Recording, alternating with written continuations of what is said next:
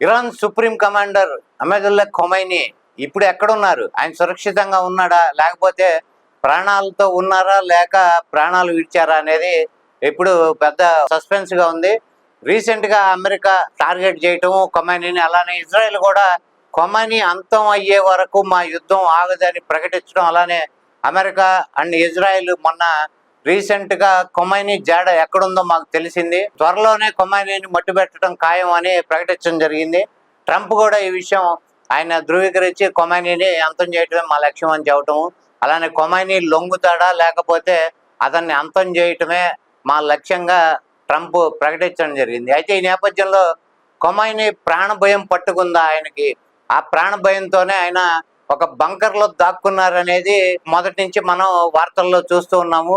ఖొమైనీ ఆచూకీ ఎక్కడ ఉన్నది అత్యంత రహస్యంగా ఒక కొండ చర్యల్లో ఉన్న అత్యంత భద్రత, కట్టుదిట్టమైన భద్రతతో కూడిన ఎటువంటి మిసైల్ కానీ అణుబాంబులు కానీ ఏవి దాన్ని ఛేదించలేని ఒక అత్యాధునిక టెక్నాలజీతో కూడిన బంకర్లో దాక్కున్నారు ఖొమైనీ అనేది వార్తలు మనం విన్నాము. అయితే ఈ నేపథ్యంలో ఖొమైనీకి ప్రాణభయం పట్టుకుందా? ఇప్పుడు తను తన వారసుడిగా ఎవరిని ప్రకటిస్తున్నారంటే ఖొమైనీ ఒక వీలునామా రాసినట్టు, అలానే ఆ వీలునామాలో తన వారసులుగా ఒక ముగ్గురిని ప్రకటించడం జరిగింది అని వార్తలు అయితే వస్తున్నాయి. అలానే ఖొమైనీ తన ఈ ముగ్గురు వారసుల్ని ప్రకటించిన నేపథ్యంలో ఈ ముగ్గురులో తన కుమారుడైన మర్తజాని తన వారసుడిగా అందులో వీలునామాలో పేర్కొనకుండా బయట ముగ్గురిని ఆయన పేర్కొనడం ఇప్పుడు అందరినీ ఆశ్చర్యానికి గురి చేస్తుంది. అయితే ఇప్పుడు మర్తజా తను రిపబ్లికన్ రెవల్యూషనరీ గార్డ్స్కి ఆయనే మేనేజ్ చేయటము. అయితే ఈ నేపథ్యంలో అలీ రజా అని ఒకరిని, అలీ ఖొమే అని ఒక అతన్ని, ఇలా ఒక ముగ్గురిని ఖొమైనీ తన వారసులుగా ప్రకటించటము, దీనికి తన ఆస్తులు కానీ అలానే తనకున్న ఆర్థికమైన ఈ పెట్టుబడులు, వాటి రాబడులు కానీ ఇవన్నీ కూడా రివల్యూషనరీ గార్డ్స్ వాళ్ళ అండర్లోనే ఆస్తులు కానీ అవి ఇవ్వటం జరిగినట్టు వీలునామాలో రాసినట్టు అయితే మనకు వార్తలు వస్తున్నాయి. అయితే ఈ రెవల్యూషనరీ గార్డ్స్కి అల్టిమేట్గా మళ్ళీ ఆయన కుమారుడు మర్తజానే నేతృత్వం వహిస్తున్నారు. అయితే ఇప్పుడు ఇండైరెక్ట్గా తన కుమారుడికి ఆస్తి కానీ ఎటువంటివి వాటిని నిర్వహించి నేతృత్వం వహించే అవకాశం ఆయనకి ఇవ్వటం జరిగిందని వార్తలు వస్తున్నాయి. రీసెంట్గా అమెరికా ఇప్పుడు ఇవాళ అర్ధరాత్రి చేసిన దాడిలో ఇరాన్ ఎంతవరకు 3 ప్రాంతాల్లో ఆ బంకర్లని ధ్వంసం చేయటం అవి మనం చూస్తున్నాము. ఈ పరిస్థితుల్లో ఖొమైనీ సేఫ్గా ఉన్నాడా ఇప్పుడు ప్రస్తుతం ఒక డాలర్ క్వశ్చన్ గా మిగిలిపోయింది. అయితే ఖొమైనీ ఉండే బంకరు ఇరాన్ పర్వత ప్రాంతాల్లో ఒక అత్యంత సురక్షిత స్థానంలో ఆయన ఉన్నట్టు, ఆయన సురక్షితంగానే ఉన్నట్టు, త్వరలోనే ఆయన్ని మట్టుబెట్టడం ఖాయం. ఆయన మట్టుబెట్టిన తర్వాత కానీ మేము యుద్ధాన్ని విరమించాం అని ఇజ్రాయిల్ స్పష్టంగా వాళ్ళు ఒక ప్రకటన అయితే చేశారు.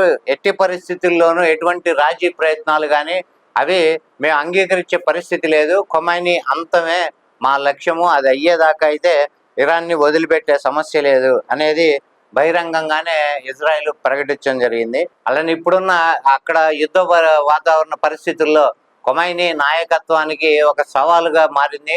ఆర్థిక నష్టం కానీ ఇటు సైనిక నష్టం కానీ విపరీతంగా జరగటము, అలానే ఇజ్రాయిల్ ఈ మిసైల్ దాడులతో ఈ బంకర్లు కానీ వాళ్ళ ఆయుధాలు ఉన్న ఎక్కడైతే ఇరాన్ ఆయుధ బేసులు ఉన్నాయో వాటి మీద దాడులు చేయటం, ఈ పరిస్థితుల్లో ఇరాన్ తీవ్రంగా నష్టపోవటం, కానీ మేము ప్రతిదాడి తీవ్రంగా మా నుంచి ఉంటుంది అని ఆయన ప్రకటించినప్పటికీ ఇరాన్ ఇప్పటి వరకు ఎటువంటి ప్రతిఘటన తీవ్రంగా చేయలేని పరిస్థితులు, అలానే వాళ్ళ దేశానికి సంబంధించిన శాస్త్రవేత్తలని, సైంటిస్టులను కూడా ఒక 10 మంది వరకు, అలానే ఆర్మీ చీఫ్లు 2 వరకు, డెప్యూటీ చీఫ్ అలానే ఆర్మీ చీఫ్ని వాళ్ళని కోల్పోవటము.